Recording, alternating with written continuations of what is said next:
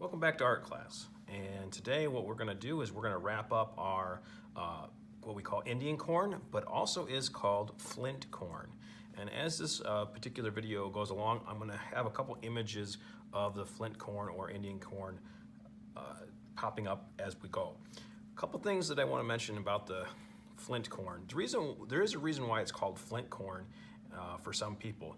And that's because the corn that we're going to do is normally pretty hard on the outside. And they got this name as hard as flint, and then they became Flint corn. So just so you have an idea.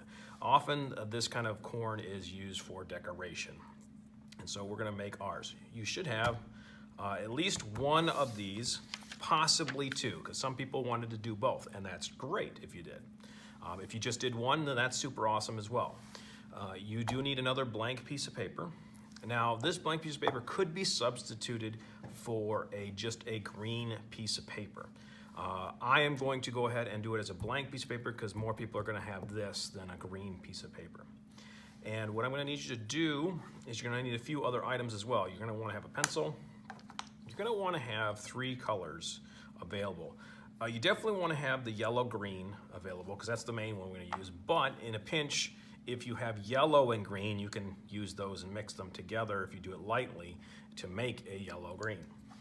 You're going to want a cup. The cup opening needs to be just a smidge smaller than how wide the paper is.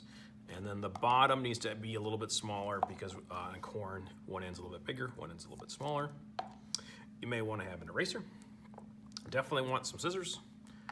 And you're going to want some glue. All right. So let's get started for the project today. Now I'm going to do this whole sheet, but if you're only doing one, you only need a half a sheet of paper, but it's half the long way, so that would be the same size as the piece of paper here. So I'm going to go ahead and fold my paper in half.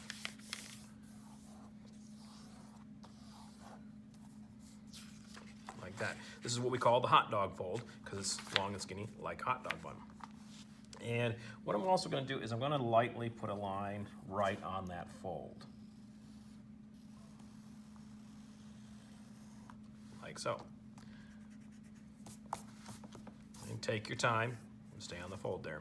Okay? So one half is going to go for one, the other half is going to go for the other. Like I said, if you're only doing one, then you only need to do half of this. Okay. All right, so I'm going to use the yellow-green since I happen to have a yellow-green. Okay? Sometimes it's called green-yellow. This one is actually yellow-green, so it's kind of weird. This one's called green-yellow, but it looks a little bit more yellow. This one is yellow-green, and it has a bit more green to it. So either of those work just fine. And what I'm going to do is I am literally just going to color this sheet. So I'm going to speed the video up a little bit, and I'm going to end up with a yellow-green piece of paper. That is what we're looking for. Like I said, if you don't have a yellow-green, you can do a little bit color yellow and then color green lightly to make your own version.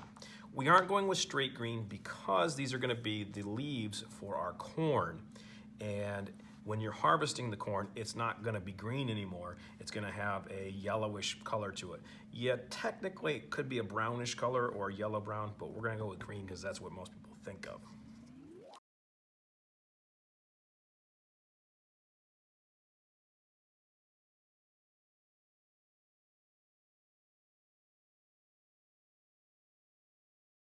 Now I have my 2 pieces of paper that are green, are yellow-green.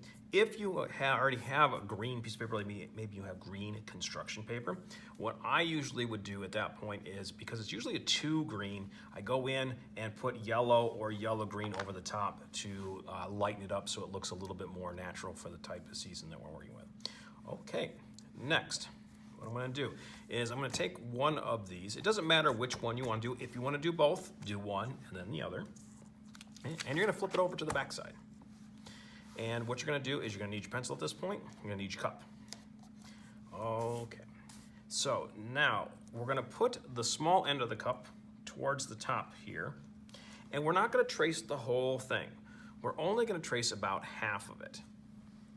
Put my hand over the top. Now this is, you may want your mom and dad to hold it for you. And you're going to trace. Only about half. Now I went a little bit past, so I'm just going to erase just a little bit. Okay, and bit past there. So it's like a half circle, half moon. Then I'm going to flip it over so that the big end is at the bottom. And I'm going to do the same thing, but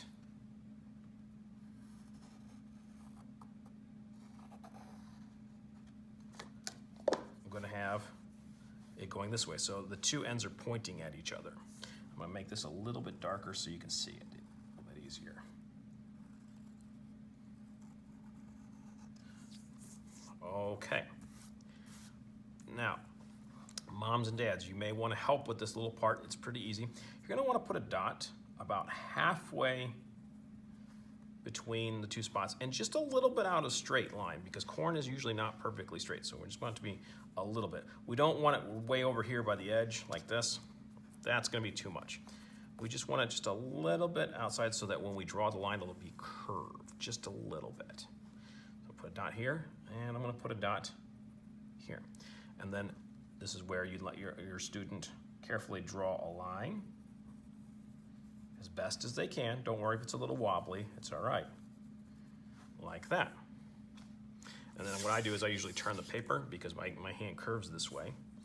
I'm going to do the same thing. I'm going to go and hit the dot and then go to here. Again, it's okay if the line's a little bit wobbly. Okay, so now we have our basic corn cob shape. Next, you're going to take your scissors. And when we're dealing with scissors, if you haven't gotten enough practice with it, remember you're going to have the fingers go in the big hole, your thumb goes in the small hole, like this. And you're going to very carefully take your time and cut on the line.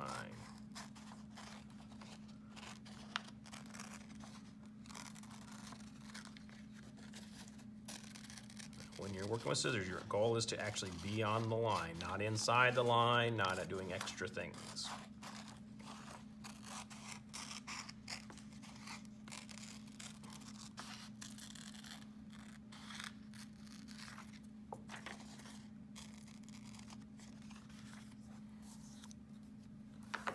Okay, the scrap can go off to the side, and you should have something that looks kind of like this.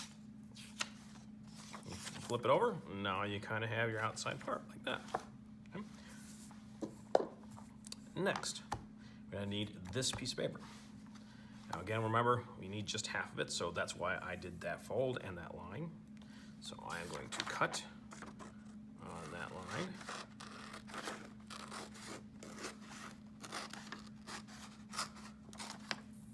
I'm going to save that piece. Okay, next. This is going to end up being the leaves. What we need is the leaves that wrap around the corn cob are pretty long. Okay, so what we're going to do is we're going to put a dot here at the bottom in the corner. And we're going to put a dot here at the top. Okay? And then you're just going to draw a line connecting them. Like that. Next, you're going to use your scissors, and you're going to cut on the line. Try to hold on to it, don't let it fall. There we go. Now I have two pieces. Okay. Now we're not quite done with the scissors and coloring, but we're pretty close. Next, what we're going to do is we're going to put the corn leaf, the leaf here, over the bottom of the corn. We don't want to do that. That's not going to look good. We want it to go off to the side like this. Okay. And yes, I know it does hang over the edge a little bit, and there's a way we're going to take care of that for gluing purposes. So we're going to need our glue at this point. And what we're going to do is we'll put 3 dots of glue on here. We're going to put 1 dot here at the bottom. Oop, I got to clean the tip of my glue bottle here.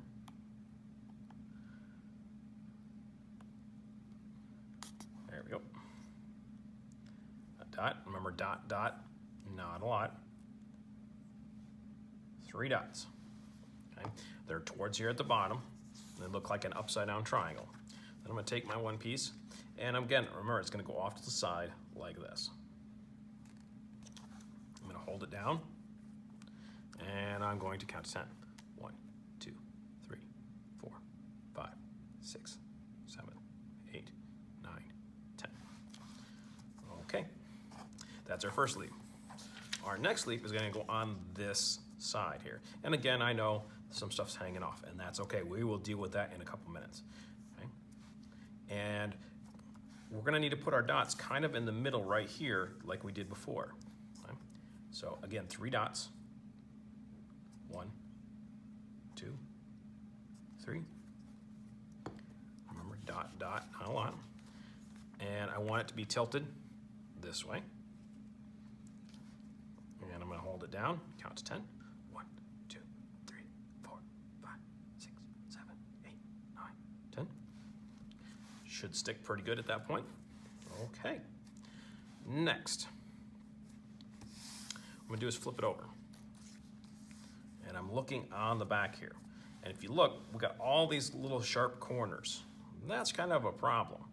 So what we're going to do is we're going to trim it a little bit. And the only way we can really do that really well is do it from the back. So I'm going to take my scissors, and moms and dads might probably want to watch for this.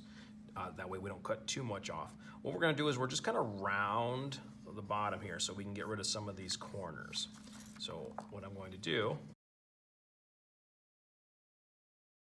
so now the bottom of this is a little bit more round.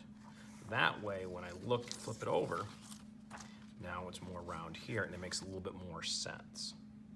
Okay. Now we're almost done. The last part is usually these leaves would be folded over a bit like this. So I'm going to fold them over like this. And if you look, all of a sudden this doesn't look quite right. It looks really bright white. Well, what we're going to need to do is we're going to take our green again and take our time, because it being folded is a little bit more tricky. You can see my fingers are holding things down. I'm going to go ahead and color just the part that's folded over to do this.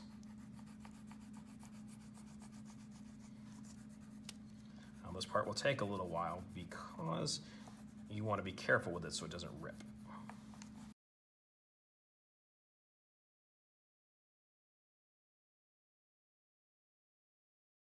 And that piece is now complete. I'm going to quickly speed through doing this one, so I'm going to speed up the film, and that way you can see me do this one more time pretty quick, and then we'll discuss what to do at the end.